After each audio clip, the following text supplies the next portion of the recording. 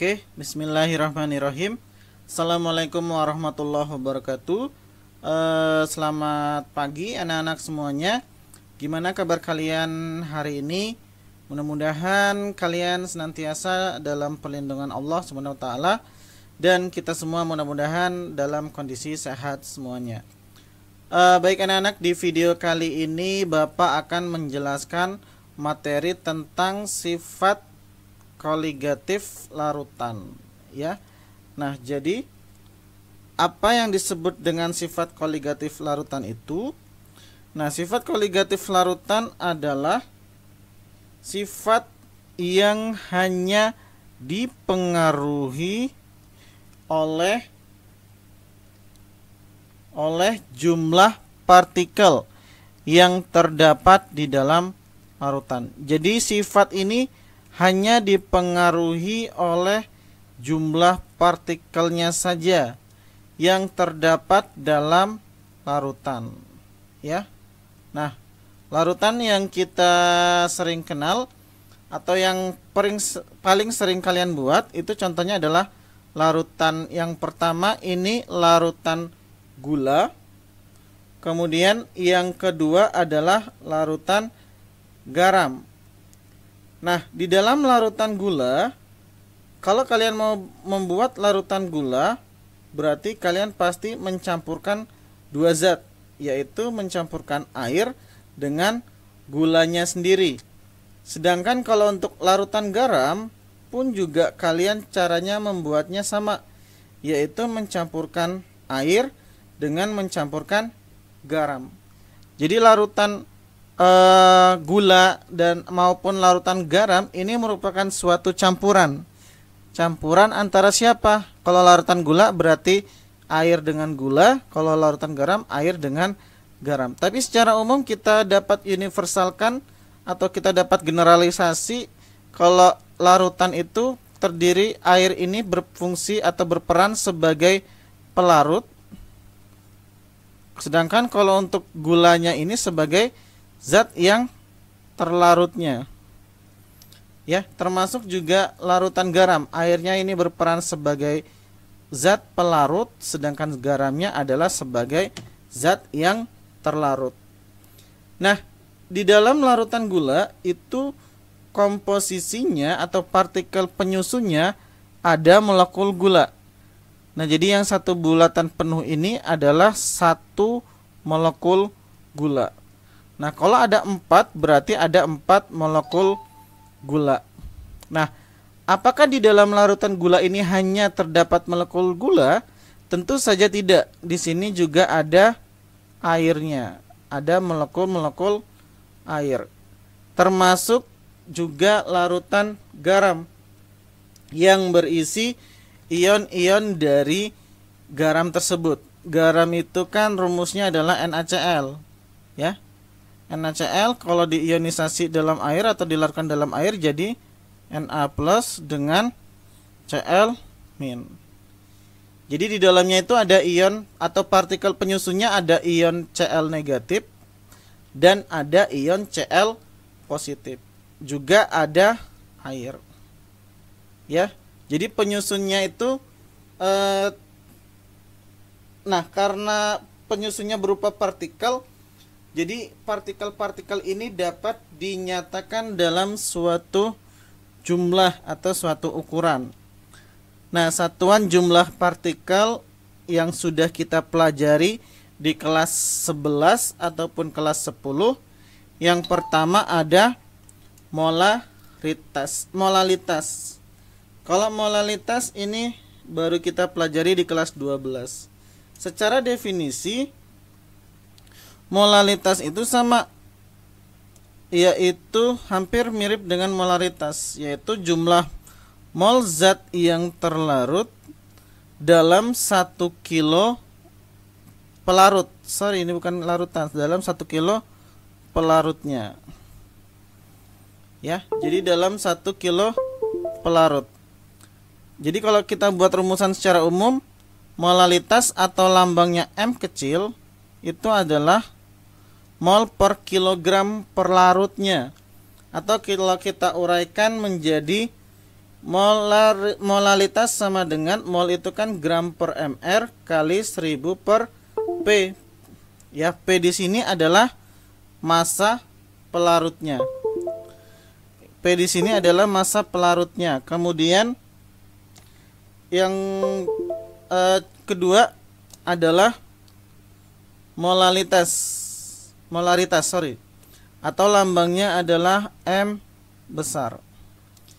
Ya, nah molaritas ini kalau secara definisi adalah jumlah mol zat terlarut dalam, ini belum dihapus, ya, dalam 1 liter larutan. Ya, kalau molaritas dalam 1 kilo pelarut, sedangkan kalau molaritas atau M besar itu dalam 1 liter larutan. Nah, ini yang sudah kita pelajari di kelas 11, yaitu molaritas sama dengan mol per volume. Volumenya dalam satuan liter, atau kalau kita uraikan menjadi gram per mr kali 1000 per V dalam satuan mililiter. Ya. Nah, di mana sebentar Bapak ganti kursor dulu. Nah, di mana molaritasnya itu adalah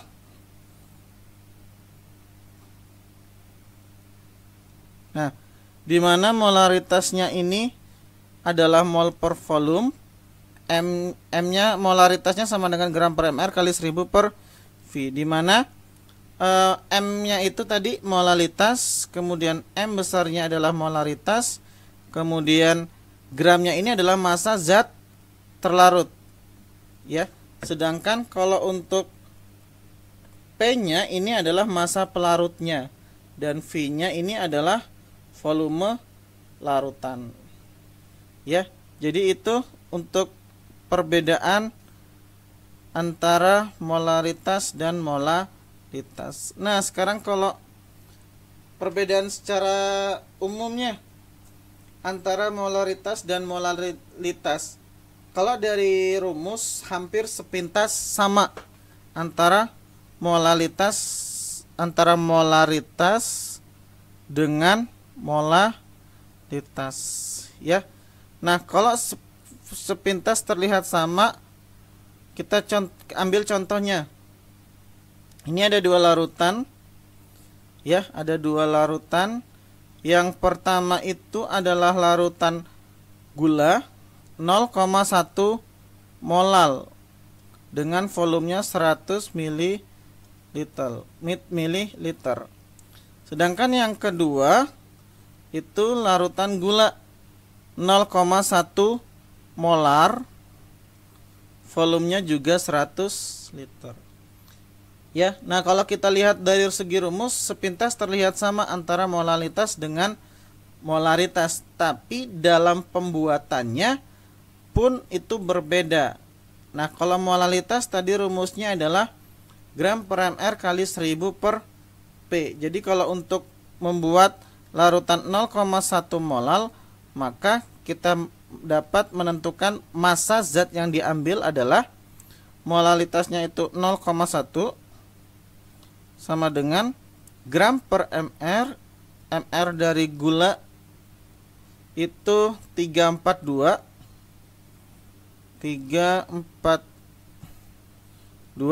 kali 1000 per 100. Pak, ini kok massa pelarutnya 100, sedangkan di sini volumenya mililiter. Ya, bukan gram. Perlu diingat bahwa rho air itu sama dengan 1. Kalau rho itu adalah M per V, ya. Kalau masanya sama dengan, kalau rho-nya sama dengan 1, maka masanya sama dengan volume. Jadi kita massa pelarutnya diambil dari volumenya. Ini kita sederhanakan jadi 10, ini kita coret jadi 34,2 kali 0,1, atau gramnya sama dengan 3,42, ya. Nah, sedangkan kalau untuk yang molaritas ini rumusnya adalah gram per mr kali 1000 per V. Ya, di mana molaritas larutannya itu adalah 0,1 sama dengan gram per mr-nya masih sama 342 kali 1000 per V. V-nya adalah 100. Jadi kita catat ini jadi 10, 342 kali 0,1 34,2 bagi 10, maka gramnya adalah 3,42. Loh Pak, ini kok sama, gramnya 3,42, ini pun juga gramnya adalah 3,42. Ya memang sama, tapi cara pembuatannya itu yang berbeda. Nah, kalau untuk molalitas, cara membuatnya itu kan volumenya adalah 100 mili. Ya, jadi cara membuatnya kita masukkan airnya sebanyak 100 mili. Ini misalkan 100 mili. Jadi kita masukin airnya sebanyak 100 mili. Nah, setelah kita masukin airnya, baru kita masukkan gulanya ini sebanyak 3,42 gram. Bedanya apa dengan molaritas? Kalau molaritas itu cara pembuatannya kita masukkan dulu, ya kita masukkan dulu gulanya, yaitu sebanyak 3,42 gram. Kemudian kita tambahkan air, kita masukin air sampai di sini misalkan volumenya 100. Kita masukin air sampai volumenya 100. Ya. Nah, jadi kira-kira apa perbedaan yang mencolok antara molalitas dengan molaritas kalau dari segi pembuatan? Nah, kalau molalitas itu volume akhirnya belum tentu 100. Tapi kalau molaritas volumenya sudah pasti 100 kalau dalam kasus ini. Ya, misalkan nih, atau Bapak kasih ilustrasi lagi, misalkan 100 mili itu ini wadahnya. Ya, wadahnya 100 mili. Kalau molalitas kita tuangin air dulu sampai 100 mili. Kalau sampai 100 mili artinya sampai penuh. Baru kita masukin gulanya. Apa yang akan terjadi? Pasti bakalan tumpah. Kalau dianya volumenya tumpah, maka volume akhir campuran lebih dari 100 mili. Sedangkan kalau untuk molaritas, misalkan gelasnya ini kapasitasnya adalah 100, kita masukin gula, kemudian baru tambah air sampai penuh. Nah, kalau dianya volumenya dituangkan sampai penuh, maka jumlah volume akhirnya sama dengan 100. Ya. Nah, itu yang membedakan antara larutan molalitas dengan molaritas. Berikutnya kaitannya dengan ini kursornya kok hilang. Nah, berikutnya kaitannya dengan contoh soalnya. Yang pertama, berapakah molalitas larutan yang dibuat dengan mencampurkan 3 gram urea dengan 200 gram air? Ya. Jadi yang ditanya apa di sini? Yang ditanya adalah molalitas larutan. Kemudian dibuat dengan cara mencampurkan 3 gram urea. Ini kursornya. 3 gram urea dengan 200 gram air. Jadi molalitas itu tadi rumusnya adalah M sama dengan gram per mr kali 1000 per P. Urea ini rumusnya CONH2 2 kali, atau mr-nya sama dengan 60. Jadi rumusnya adalah molalitas atau M-nya sama dengan gramnya itu 3. Ini gram zat terlarut ya. Jadi 3 per 60 kali 1000 per P. 1000 per P nya 200. Ini kita sederhanakan saja. Jadi 5. Kemudian ini 1. Ini berapa? 14. 14 bukan ya? Bukan. 12, sorry. 12. Jadi 3 hasilnya adalah 3 per 12. Atau kalau disederhanain lagi jadi 1 per 4. Atau disederhanain lagi jadi 0,25. Jadi molalitasnya adalah 0,25. Itu soal yang pertama. Contoh soal yang kedua. Berapakah molalitas larutan glukosa yang mengandung 12% massa glukosa? Jadi ini dalam persentase. Kalau 12%, persentase itu kan artinya totalnya 100. Maka 12-nya ini, ya 12-nya ini adalah glukosa. Berarti sisanya siapa? Karena dianya berupa larutan, berarti sisanya adalah pelarutnya, atau 88-nya adalah air. Ya, nah tinggal kita hitung dengan rumus M sama dengan gram per mr kali 1000 per P. Gramnya gram glukosa. Jadi kita anggap semua masanya itu adalah 100. Berarti 12 per mr glukosa itu ARC 16, ARH 1, ARO sama dengan 16. MR-nya itu glukosa adalah, glukosa ini rumusnya C6H12O6.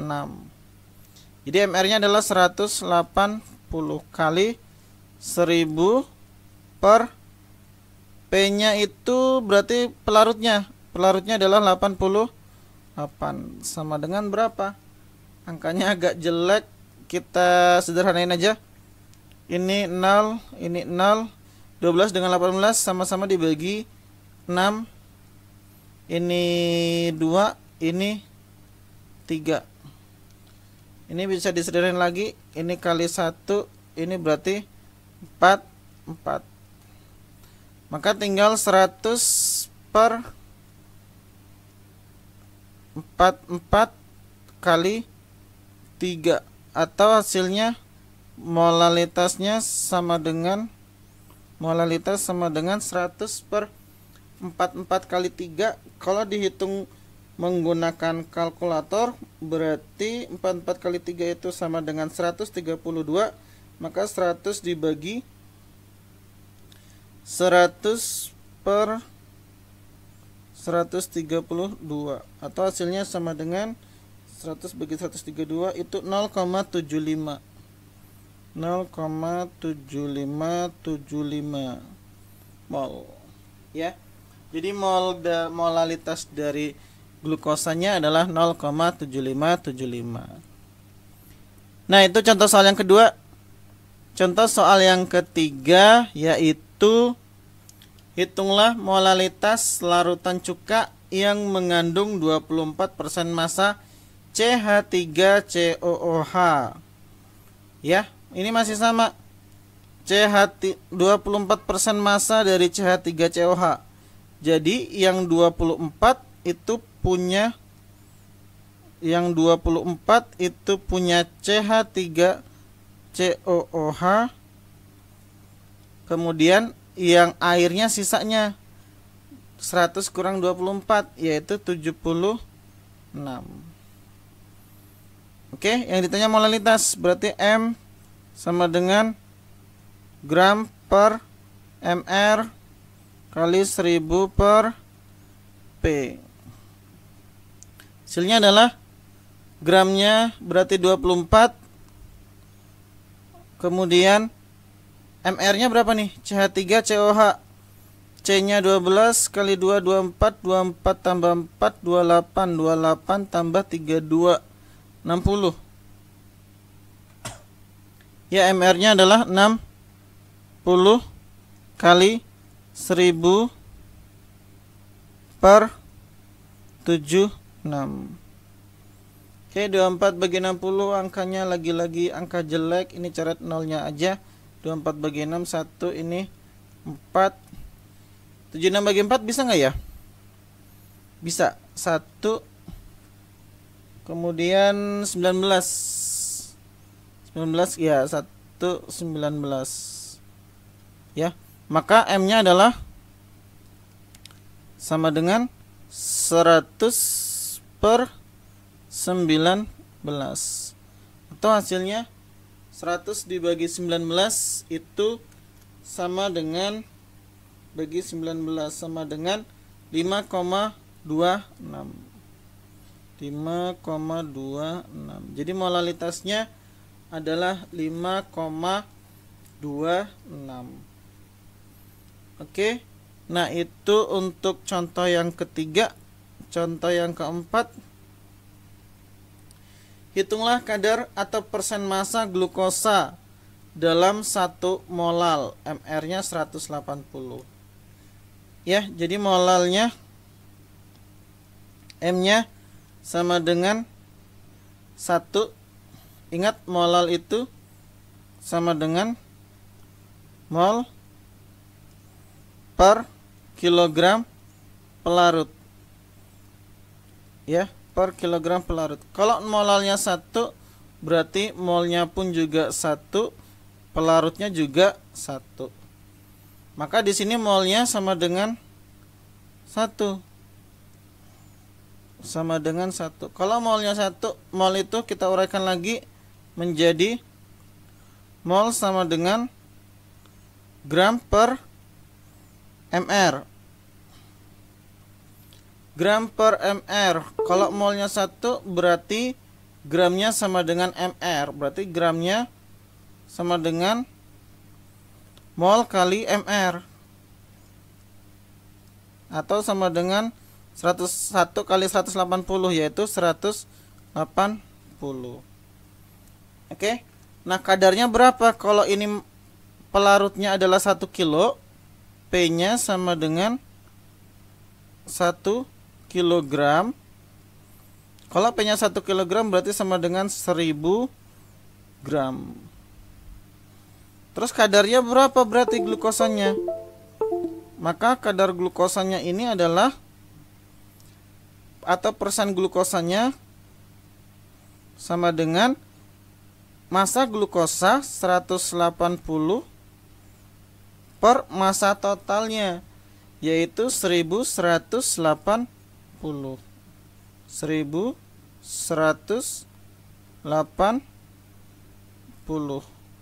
Hasilnya sama dengan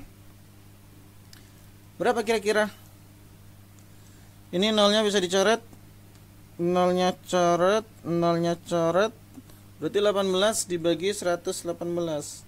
18 bagi 118 itu sama dengan 0,1525, atau kalau dibuat persentase berarti 15,25%. Sorry, 25 bukan 28 ya. Salah nulis, 25%. Gitu ya. Nah, itu untuk menentukan kadarnya. Jadi karena yang ditanya adalah 1 molal, otomatis molnya 1 dan masanya pun juga 1. Oke, itu untuk contoh yang keempat. Nah, berikutnya tadi kan satuan jumlah partikel sudah ada molaritas dan molalitas. Sekarang kita masuk ke satuan jumlah partikel yang ketiga, yaitu fraksi mol. Kalau fraksi pasti pernah dengar kata fraksi. Contoh misalkan nih, anggota DPRD dari fraksi Golkar misalkan, ya, fraksi partai A, itu jumlahnya 36. Jadi fraksi ini artinya bagian dari keseluruhan. Atau kalau kita definisikan, fraksi mol menyatakan perbandingan jumlah mol zat terlarut atau mol zat pelarut terhadap jumlah mol larutan. Ya, jadi dia ngebandingin antara mol terlarut atau pelarutnya terhadap mol larutan. Kalau dilambangkan itu kan kursornya mana hilang. Nah, kalau terlarut itu kan lambangnya sebagai mol T atau mol terlarutnya. Sedangkan kalau yang pelarut ini berarti lambangnya adalah mol P. Berarti kalau jumlah mol larutan ada pelarut, ada zat terlarut. Maka jumlah mol larutan adalah mol P tambah mol T. Ya, nah itu lambangnya. Berarti kalau untuk fraksi mol terlarut adalah mol zat terlarut dibagi dengan mol terlarut per mol pelarut, atau mol terlarut per mol totalnya atau mol larutannya. Sedangkan kalau fraksi mol pelarutnya adalah mol pelarut dibagi dengan mol terlarut tambah mol pelarut. Nah, hubungan keduanya antara XT dengan XP itu XT plus XP sama dengan 1. Berarti XT-nya 1 min XP. Sedangkan untuk mol T tadi adalah mol zat terlarut, mol P-nya adalah mol zat pelarut, kemudian XT-nya adalah fraksi mol zat terlarut. Sedangkan kalau XP ini ada fraksinya ya, tadi dikopas tapi belum diganti. Ini ada fraksi zat pelarutnya. Gitu. Contoh, misalkan berapakah fraksi mol urea dalam suatu larutan yang mengandung 12 gram urea CONH22 kali dalam 90 gram air. Oke, berarti yang ditanya adalah fraksi mol ureanya, atau XT-nya sama dengan mol T per mol T plus mol T, mol P. Mol P. Berarti kita cari dulu. Mol T-nya sama dengan mol T, mol itu gram per mr ya. Gram per mr, atau sama dengan gramnya itu 12 urea. Ini urea nih rumusnya. Berarti kalau kita hitung mr-nya itu sekitar 60, atau mol T-nya adalah sama dengan 12 per 60 1 per 5 atau 0,2. Itu mol T. Mol P-nya berarti mol P-nya sama dengan air kan di situ 90 per mr air 18. 90 per 18 itu 5. Ya, berarti XT-nya adalah XT sama dengan mol T-nya 0,2. Oke, sabar, kursornya lagi kedetek, tiba menghilang. Oke, XT-nya ini 0,2 per mol T-nya 0,2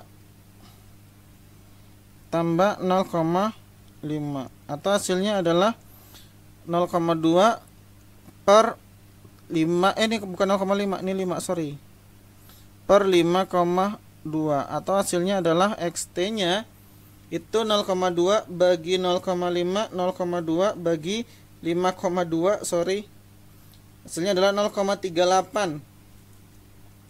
Berarti di sini mol zat terlarutnya 0,0, hapus dulu deh. Oke, jadi fraksi mol terlarutnya adalah 0, kok gini.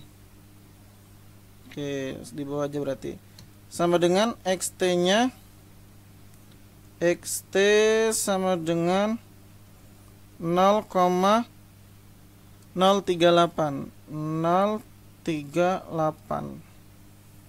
Ya, nah ini fraksi mol terlarutnya. Contoh berikutnya, yang keenam, tentukan fraksi mol batu kapur dalam larutan batu kapur sebanyak 10%. Ini batu kapurnya 10%, berarti 10% ini adalah punya batu kapurnya. 10% ini punya CaCO3. CaCO3, berarti sisanya adalah 90-nya ini punya air. Gitu. MrCaCO3, sorry harusnya diketahui ya. Ca itu 40, C12, O-nya 16, Mr itu sekitar 100. Ya, berarti mol T-nya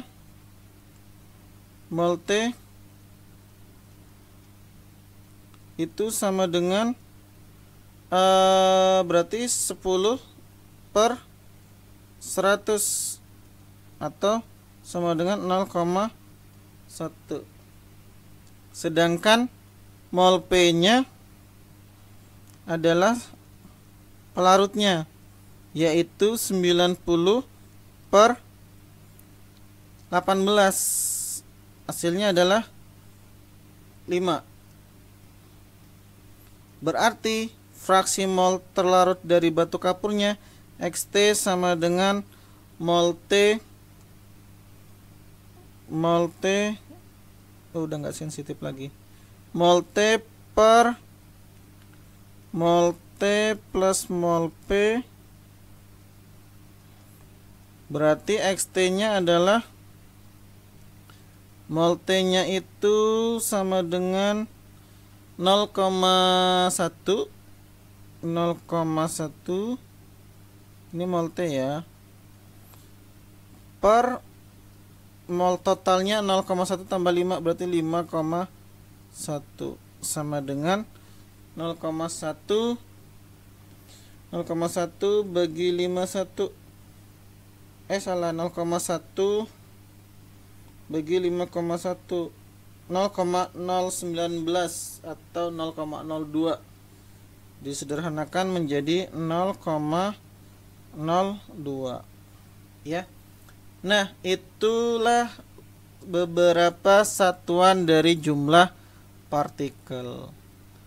Oke, kemudian untuk latihan soal mandirinya silakan dikerjakan di yang soal yang ada di buku latihan di buku cetak kalian.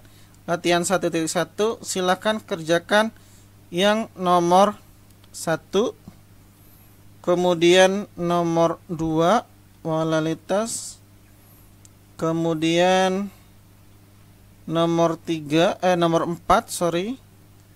kemudian nomor 6 ya. Nah, itu untuk latihan secara mandiri. Oke, silahkan dikerjakan di buku saja. Nanti kalian upload tugas kalian ke LMS Al-Kausar, e-learning Al-Kausar. Oke, cukup sekian untuk pembelajaran kali ini. Bapak akhiri, assalamualaikum warahmatullahi wabarakatuh. Nah, untuk sesi diskusi kita akan gunakan diskusi secara virtual menggunakan Zoom meeting. Oke, terima kasih.